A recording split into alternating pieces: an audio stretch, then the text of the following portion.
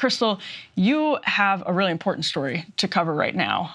Tell us what you're thinking about today. Well, after all these months of horrors, things that once shocked and ignited global debates now pass with barely a word. Attacks on hospitals, once covered in Israeli justifications for what is almost always a war crime, were fiercely contested. Now, scores of hospitals have been attacked. The media doesn't even keep track anymore. As Israeli atrocities have become impossible to defend, the easier path for liberal Zionists has been to simply turn away, plug their eyes and their ears, harden their hearts to the horror. Even for those of us who can't or won't look away, how can any person truly fully grasp the absolute heartbreak and agony represented by images such as this? Now, this map is the result of a Guardian investigation showing the sheer level of complete destruction of the Gaza Strip. The red areas you see there that dominate the map, vividly illustrating the impact of a bombing campaign that even Joe Biden has described as indiscriminate.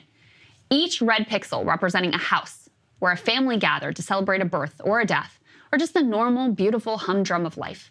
A school where children's dreams were nurtured, a hospital where countless newborns took their first breaths in the loving arms of their parents. And now, it's all painted in red and reduced to rubble. Somewhere under these red pixels are also the solemn places where Palestinians said goodbye to their loved ones, buried them according to sacred traditions, laid them to rest with what they hoped would be eternal dignity. Even these graveyards, places of mourning, symbolizing the link across generations, even these were destroyed by the Israeli military. Today, the Israeli military acknowledged that they rolled into a cemetery, took bodies out of graves as part of what they say is a search for Israeli hostages' remains. But as the Israeli military put out that statement, we were completing our investigation into the Israeli military's desecration of cemeteries. And what we found is 16 cemeteries across Gaza damaged or destroyed. I do want to warn our viewers that they may find some of these images disturbing. In Gaza, even the dead cannot escape the indignities of war. More than a dozen cemeteries like this one in Jabalia, desecrated by the Israeli military. Gravestones destroyed, soil upturned, tread marks leaving little left for the living to honor their dead. This is that same graveyard before the war. 1 month later, a series of tread marks can be seen on the northwestern edge. It is no exception. A CNN analysis of videos and satellite imagery found that 16 cemeteries have been damaged or destroyed by the Israeli military since it launched its ground offensive. So 16 cemeteries, as I said there, were identified by CNN as having been desecrated in every way imaginable, and some truly beyond the imagination. Bodies exhumed, tombs destroyed, military outposts established on top of grave sites. Now, it would be easy to overlook the destruction of these places in violation of these bodies. After all, they're already dead, and the scale of suffering of the living understandably takes precedence. But in the desecration of cemeteries, we catch a glimpse of the true goals of this operation, and it has nothing to do with hunting Hamas or with destroying Hamas tunnels. In truth, Israel seeks the total annihilation of Palestinian life. In fact, 80% of the tunnel system remains intact. And while some Hamas fighters, yes, have been killed, the commitment to violent resistance that's the lifeblood of Hamas has probably never been stronger. In practical terms, of organization and power as well, Hamas is apparently regrouping and retaking civilian control of northern Gaza as the IDF has moved south. In fact, Israel's shifting justifications for desecrating the cemeteries are so thin that even CNN is calling bullshit. So in that initial report that I just showed, the IDF claimed, you heard Jeremy Diamond say there, that they raised the cemeteries to search for hostage remains. In a follow-up investigation, though, the Israelis changed their story, attempting to claim that they had no choice but to destroy at least one cemetery because of Hamas tunnels located underneath of it. Having already seen too much, however, CNN reporter Jeremy Diamond does not buy it. Back with our world lead now, a week after a CNN investigation into the Israeli military's destruction of cemeteries in Gaza, the IDF invited CNN's Jeremy Diamond to what they say was a Hamas tunnel underneath a Gaza cemetery. Then they refused to show him exactly where the tunnel entrance was in the crater that was once a graveyard. This is no ordinary quarry. It's where the living once buried their dead. Gaza's Bani Sahela cemetery, hollowed out by Israeli excavators.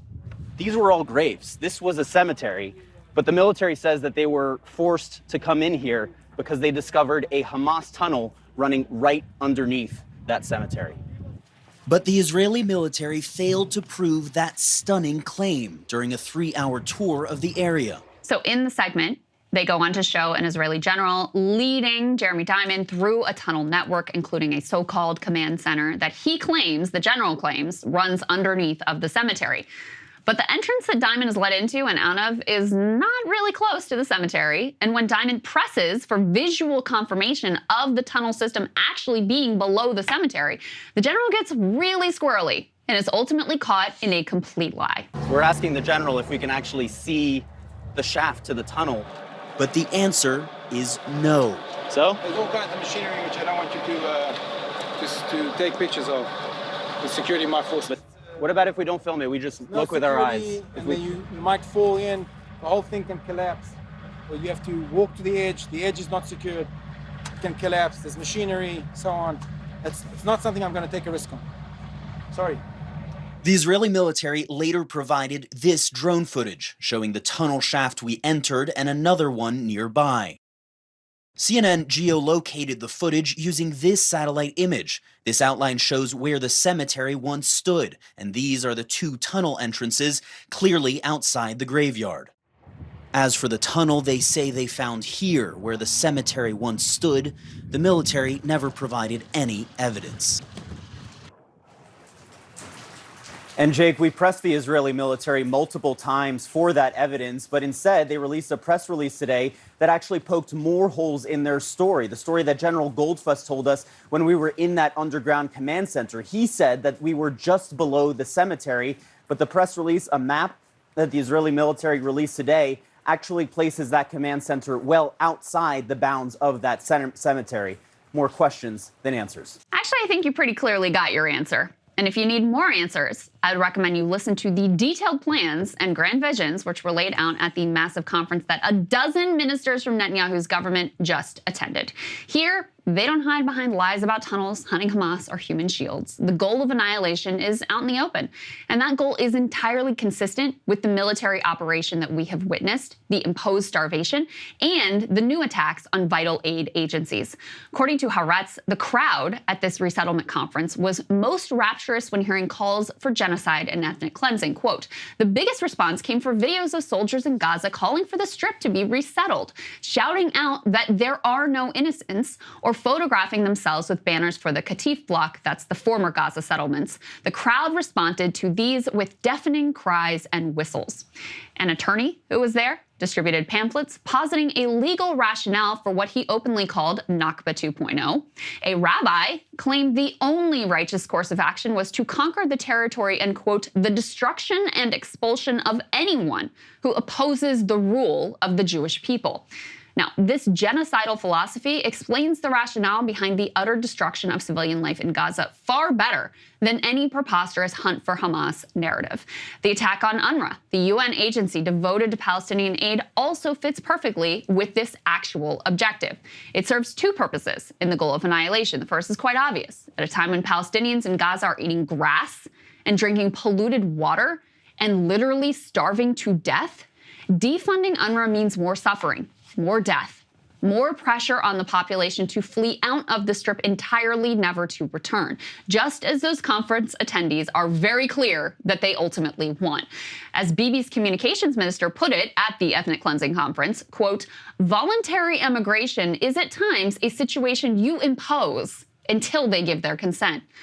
But it is also an assault on the very idea of Palestinians as a people with any right to self-determination.